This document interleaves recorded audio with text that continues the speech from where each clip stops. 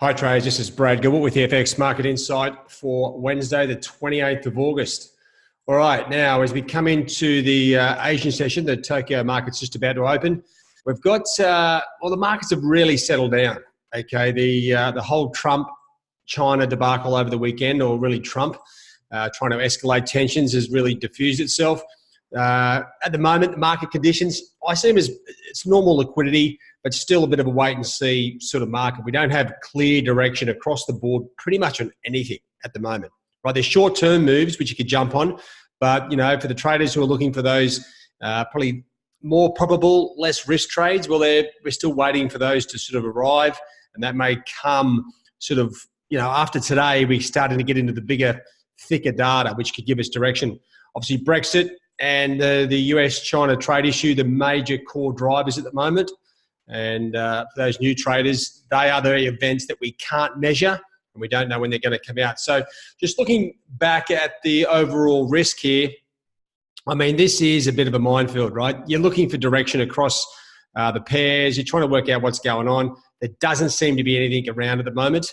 If anything, the Kiwi, it's still drifting lower on the alleys, but it's just losing momentum. But to me, the Kiwi is probably the best trending pair at the moment. Sterling, well, you know what? It's come a long way and it's starting to edge higher. Another 10 or 20 points, it'll start to break the daily trendline resistance and we'll start seeing this thing move back to the top side. But don't forget, this is all around Brexit, the geopolitics. So it's pretty hard to sort of jump in, jump out when you don't know when the announcement's going to come out. One of the key, let me just come over to the news page here to show you a couple of updates here, what's going around the news. It's always good to keep an eye on what's going down. We've got, there's a bit of a talk about a surprise cut next week by the Bank of Canada. That's why dollar CAD shot to the top side. All the talk about global growth and concerns about global growth, every central bank's been talking about it. Now, the Bank of Canada started to mention it. So the market's starting to almost factor in a surprise rate cut potentially at the next meeting. That's why dollar CAD shot back up. You're looking at, US consumer confidence falls, but only by a bit. And there's also talk about the dollar dips as yield curve inversion deepens. Now, this has been going on for some time.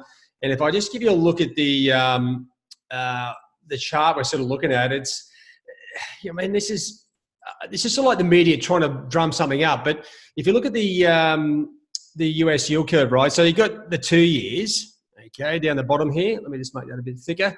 That's where the bonds are there, and the 10 years are below that, right? So that's obviously not a good thing. If the 10-year is below the 2-year, it means, bad times are coming. And that's generally what they're looking at. So what we're looking for is, as long as that 10-year level stays below the 2-year, that will be in the media, okay? When this thing rises above that, that's when we'll get the recession talk diffused.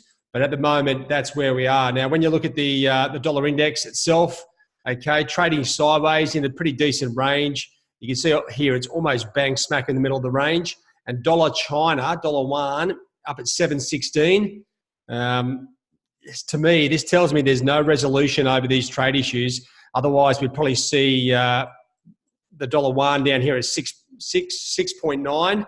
At the moment, it's 7.16. So, you know what? This thing isn't over by a long shot. And the cheaper it goes, the yuan, the more China's products are going to be sold or bought abroad. So Trump's got his hands full there. Equity markets, well, pretty much flat to me. If it's like 0.5% here or there, it's pretty flat. So the market's eased off the pressure there at the moment. So, not much to really think about. And when you come back to look at the overall opportunities here, now as we come into today's trading, it is Wednesday, right? Start of Wednesday in Asia. We're starting to get clearer markets, clearer view of what's going on. As I said, we've got the GfK consumer sentiment numbers in the Eurozone. Crude oil inventories, well, oil has been whipping around the place. That could come into play. But really, from here on in, Thursday onwards, we've got a much deeper spectrum of data that you probably might want to have a look at. It's, the NBNZ business outlook numbers, key number for the Kiwi, CapEx in Australia, GDP in the US, and then we roll through the Friday's trading. So pretty much there's plenty to play for. At the moment, to me, I'm still waiting to see, where are these currencies really going. As I showed you here, I'll just show you the charts. Give you a quick look at the charts. I've widened the charts out a bit so you can actually see where these trend lines start. As you can see, with the Aussie, okay, so downtrend here, nice. Then it starts trading sideways. To me, this is sort of sideways trading markets. I'm not going to adjust the trend line at this point. You can see the Kiwi, it's got a nice shape. It has started trading sideways, but still, it is still pressure on the downside. Dollar yen, well, it did a lot of work over here and it's back in that range. So the market is still waiting to see what happens between the US and China. Euro had that nice clean out on the top side, back in the middle of the range. Still pressure on the downside in my eyes.